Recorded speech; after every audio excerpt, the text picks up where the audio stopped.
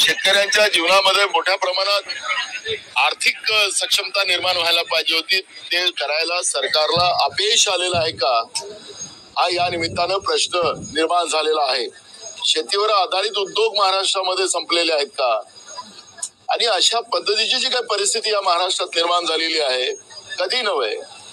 या सरकारचं तर मी या तीन तोंडाचं काही बोलणार नाही, कारण की तर रोज आपण आपल्या माध्यमातून महाराष्ट्राची जनता बघते आहे। मलाईच्या खात्यासाठी, पालकमंत्र्यांच्या पदासाठी आताच्या मी मुख्यमंत्र्यांचा धन्यवादच करेल। त्यांनी पहिलं एक पाऊल या ठिकाणी उचललेलं आहे की आरोग्य विभागामध्ये झालेला घोटाळा त्याच्यावर त्यांनी स्थगिती दिलेली आहे, असं मी तुमच्या माध्यमातून ऐकलेलं आहे, म्हणून त्यांचं अभिनंदन मी करेल। पण असे घोटाळे अनेक या महाराष्ट्रामध्ये आहेत, त्या सगळ्या घोटाळ्यावर ते स्थगिती देतील का, हा प्रश्न या ठिकाणी निर्माण झालेला आहे। अन्न नागरी पुरवठ्यामध्ये असतील, इरिगेशन मध्ये असेल, बांधकाम विभागात असतील, सार्वजनिक उपक्रम बांधकाम विभागामध्ये असेल, असे अनेक विभाग आहेत, कृषी विभागात असेल, अशा अनेक विभागामध्ये मोठ्या प्रमाणात महाराष्ट्रामध्ये भ्रष्टाचार महायुतीच्या सरकारमध्ये झालेला आहे। आणि त्या माध्यमातून हे सरकार, माननीय मुख्यमंत्री जे एक पाऊल त्यांनी पुढे उचललेलं आहे, ते पूर्ण सगळ्या याच्यामधल्या भ्रष्टाचाराच्या फायलीला स्टे देतील का, हाही प्रश्न या निमित्तानं या ठिकाणी निर्माण झालेला आहे। आणि हा सगळा जॉब या अधिवेशनामध्ये आम्ही विचारणार आहोत। आज मुख्यमंत्र्यांचं एक स्टेटमेंट मी ऐकलं, मुख्यमंत्री म्हणाले की जे गुन्हेगार प्रवृत्तीचे मंत्री आहेत त्यांना आम्ही सगळ्यांना काढणार आहोत। आनंदाची गोष्ट आहे, महाराष्ट्राच्या मंत्रिमंडळात 65% गुन्हेगार मंत्री आहेत आणि हे सरकारनेच प्रसिद्ध केलेले आहेत, त्यांचेच सगळे आकडे आहेत। आणि म्हणून मग या 65% मंत्र्यांना ते त्यांच्या मंत्रिमंडळातून काढतील काय, हा एक प्रश्न आहे। त्यांच्या निर्णयाचं स्वागतच आम्ही करू, पण हे सगळं झालं पाहिजे, ही भूमिका आमची आहे।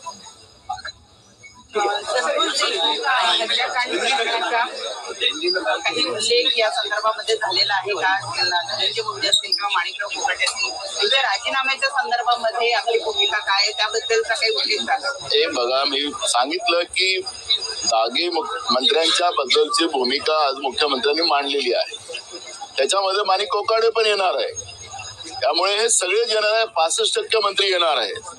बीड आणि परभणी आणि स्वारगेट मध्ये झालेली घटना आणि केंद्रीय मंत्र्यांच्या मुलीची झालेली छेडखानी आणि महाराष्ट्रामध्ये होणाऱ्या महिला असुरक्षिततेचं जे प्रमाण आहे, मोठ्या प्रमाणात ड्रग महाराष्ट्रामध्ये आणून पिढ्या बर्बाद केलं जाते आहे, हे सगळे प्रश्न या अधिवेशनामध्ये येणार आहे। बीड आणि परभणीचा इश्यू आम्ही नागपूरच्या अधिवेशनात उपस्थित केलाच होता आणि आता हे बजेट अधिवेशन आहे, नागपूरच्या अधिवेशनात याच्यावर चर्चा करायलाच तयार सरकार नव्हतं, पण मी स्वतः या प्रश्नाला लावून धरलेलं होतं। सरकारने चर्चा केली, मुख्यमंत्र्यांनी जे उत्तर दिलं ते उत्तर थोतांड खोटं होतं आणि म्हणून हक्कभंग सुद्धा आम्ही त्या विषयावरचं माननीय मुख्यमंत्र्यांना आणणार आहोत। आणि त्याच्यामुळे परभणी आणि बीड हे महाराष्ट्राला, घटनेमुळे महाराष्ट्राला काळीमा लावण्याच्या सारखा हा प्रकार आहे। जे आरोपी आहेत त्या आरोपींना जेलमध्ये जे VIP ट्रीटमेंट दिलं गेलेलं आहे, याचं पण याची पण विचारणा या सरकारशी आम्ही करणार आहोत। प्रशांत कोरटकर यांना अजून ताब्यात घेतलेलं नाहीये, त्यामुळे विरोधकांचं असं म्हणणं आहे की जाणीवपूर्वक त्यांना वाचवलं जातं। बिलकुल, मी तुम्हाला सांगत आहे की या सगळ्या घटनेमध्ये जे काही आरोपी आहेत त्या आरोपींना मुद्दामून वाचवलं जाते आहे। ते कुठल्या देशात आहेत, जगाच्या पाठीवर कुठं आहेत, हे भारतातच आहेत, हे कोणालाच कळायला तयार नाही की महाराष्ट्राचं पोलीस विभाग हे एवढं कार्यक्षम झालं काय आणि ते कोणामुळे झालं, तर त्याला सरकारचाच पूर्ण आशीर्वाद आहे का, या सगळ्या प्रश्नाचं उत्तर सरकारला द्यावं लागणार आहे। महाराष्ट्राच्या ज्या DG आहेत त्यांच्या अकार्यक्षमतेचंही या निमित्तानं सगळं दर्शन राज्याला झालेलं आहे, ज्याचा सातत्यानं आम्ही विरोध केलेला होता। पण त्यांना बसवून ठेवणं आणि महाराष्ट्राची बदनामी करण्याचं काम, महाराष्ट्र असुरक्षित कायद्याचं करण्याचं काम या सरकारने मुद्दामून केलं काय, हे सगळे प्रश्न या निमित्तानं उपस्थित होणार आहे।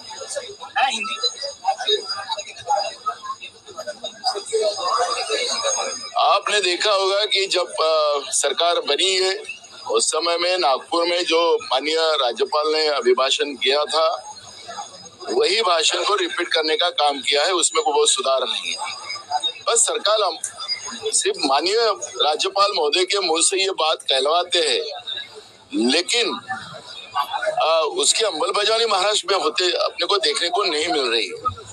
आज महाराष्ट्र में किसानों को बिजली नहीं मिल रही है, सौर ऊर्जा के नाम से उनको लूटा जा रहा है, किसान के फसल को दाम नहीं मिल रहा है, किसान बर्बाद हो रहा है, किसान बड़े पैमाने में आत्महत्या महाराष्ट्र में कर रहा है, बेरोजगार के प्रमाण ज्यादा बढ़ गए, महिला असुरक्षित हो गई महाराष्ट्र में, केंद्रीय मंत्री की बेटी सुरक्षित नहीं है।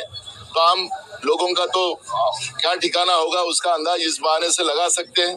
स्वारगढ़ की घटना जो थी, भीड़ और उस परभनी में जो घटना हुई जिसे सरकार ने दबाने की कोशिश की, ये सब मुद्दे उसमें सब सामने आएंगे। और आज ही जो रिपोर्ट आया है कि देश में शहरीकरण का जो बढ़ावा जो हो रहा है तो उसमें महाराष्ट्र 1 नंबर है। तो महाराष्ट्र जब 1 नंबर है तो पूरे गांव जो है वो गांव से सब युवा शहर में आ रहे हैं, क्योंकि खेती उद्योग जो महाराष्ट्र का था वो खत्म हो चुका है और इसलिए शहरों में बड़े पैमाने में युवा आ रहे हैं और वो यहाँ पर भी उनको कोई रोजगार नहीं मिल रहे हैं। और ऐसी स्थिति में एक बड़ी निराशा युवकों में भी अपने को महाराष्ट्र में देखने मिलती है। कानून व्यवस्था तो पूरी बर्बाद हो गई, ड्रग बड़े पैमाने में महाराष्ट्र में बेचे जा रहे हैं, पुलिस अकार्यक्षम है, भीड़ की घटना में और परभनी की घटना में जो लोग गुनहगार है उनको सरकार बचा रही है, यही हमने देखा है। एक गुनहगारों को सपोर्ट करने का काम सरकार कर रही है और इसलिए महाराष्ट्र में क्राइम जो बढ़ते जा रहा है उसका रीजन ही जो है वो सरकार उसकी जवाबदार है।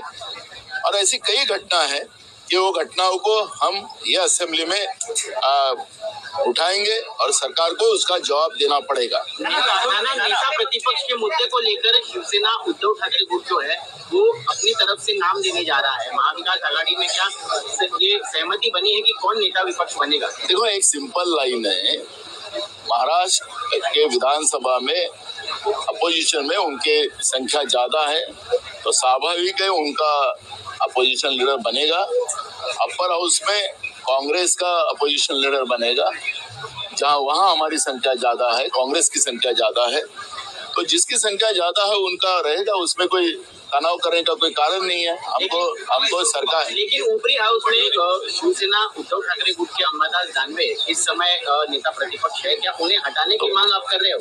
नहीं, हटाने की बात नहीं है। जो नियम होता है, जो विधिमंडल के जो नियम होते हैं उसके आधार पे हम बात कर रहे हैं। किसी को हटाना, किसी को बड़ा बिठाना, ये नहीं हो सकता।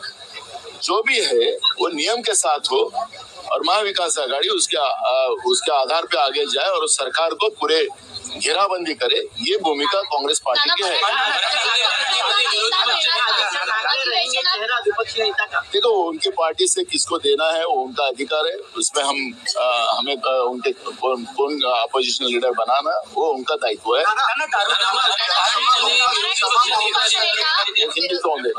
मोहम्मद सर एक कांग्रेस की प्रवक्ता है, आप भी जानते होंगे। रोहित शर्मा के बॉडी शेमिंग, उन्होंने उनके जो है बॉडी और खेलने को लेकर जो है सवाल उठाए हैं कि वो ज्यादा मोटे हो गए हैं, उनका वजन ज्यादा हो गया है, ऐसे में उन्हें क्रिकेट को छोड़ देना चाहिए क्योंकि वो आउट ऑफ फॉर्म भी हो गए हैं।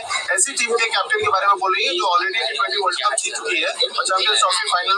देखो, उनका व्यक्तिगत मत था, पार्टी हाईकमांड ने भी उसके बारे में स्पष्टीकरण दिया है। वो जिनने जो ये स्टेटमेंट किया उनका व्यक्तिगत मत था, वो पार्टी का मत नहीं। सर, दारुल उलूम नाम की एक शैक्षणिक संस्था है मुस्लिम, उन्होंने मोबाइल बैन कर दिया। क्या ऐसे समय में मोबाइल बैन करना सही लगता है आपको? देखो, किसको मोबाइल यूज करना नहीं करना वो उनका अधिकार है। अगर देश में कोई व्यक्ति स्वतंत्र ही नहीं बचा होगा और केंद्र की मोदी सरकार ने जो बोला वही कानून होगा और व्यक्ति स्वतंत्र खत्म हो गया होगा देश में, तो इस तरह का सवाल खड़ा हो सकता है। मराठी विरोधी पक्ष नेते पदाचा तिरस्कार का या एक मिनट घेते हो। हाँ,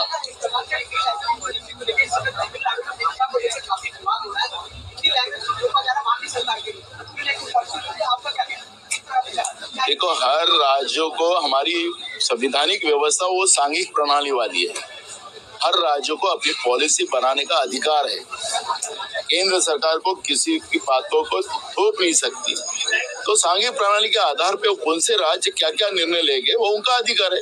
अब आपने देखा होगा कि मध्य प्रदेश की सरकार ने 5 रुपए में बिजली के कनेक्शन किसानों को देने के वादा किया है, तो उनका अधिकार है। तो राज्य सरकार ने अगर फ्री में देना है तो राज्य सरकार दे सकती है, तो उनके अधिकार होते हैं। सांघिक प्रणाली के आधार पर कौन से राज्य को क्या नियम बनाना है उनके अधिकार है, इसलिए उनके अधिकार में हम लोग हस्तक्षेप करना अच्छी बात है। सर, आसाम के मुख्यमंत्री ने बड़ा बयान दिया है, उन्होंने राहुल गांधी और ममता बनर्जी की तुलना औरंगजेब से की है। उन्होंने कहा है कि औरंगजेब जो हिंदू विरोधी था वो नहीं टिक पाया। हमारा ये कौन है? देखो, मुझे ऐसा लगता है कि औरंगजेब का इतिहास और आज हम लोकतांत्रिक व्यवस्था में अभी बीजेपी में कुछ लोग ऐसे हैं कि राहुल गांधी जी को कुछ बोलकर अपनी कुर्सी मजबूत करने का काम नरेंद्र मोदी और अमित शाह का आशीर्वाद कैसा मिले उसके लिए कुछ लोग कोशिश कर रहे हैं। तो उसमें का वो असम का मुख्यमंत्री है। अब असम के मुख्यमंत्री के बारे में क्या बात करें? वहाँ के लोग मर रहे हैं, बाढ़ में बह रहे थे, भूखे मर रहे थे, और असम का मुख्यमंत्री क्या कर रहा था वो तो आप सब दुनिया ने देख लिया है। इसलिए मैं ऐसे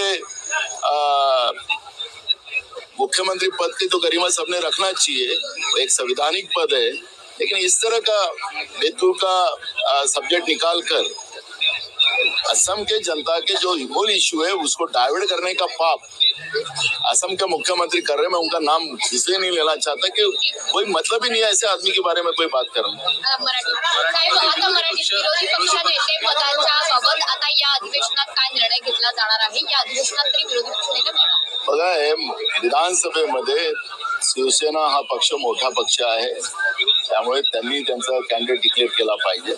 त्याचप्रमाणे वरच्या सभागृहामध्ये परिषदेमध्ये काँग्रेसचे जास्त आमदार आहेत, तिथं आम्ही आमचा विरोधी पक्ष नेता करू आणि सामंजस्यानं या राज्याच्या भ्रष्ट आणि महाराष्ट्राला रोज काळीमा लावणाऱ्या या सरकारला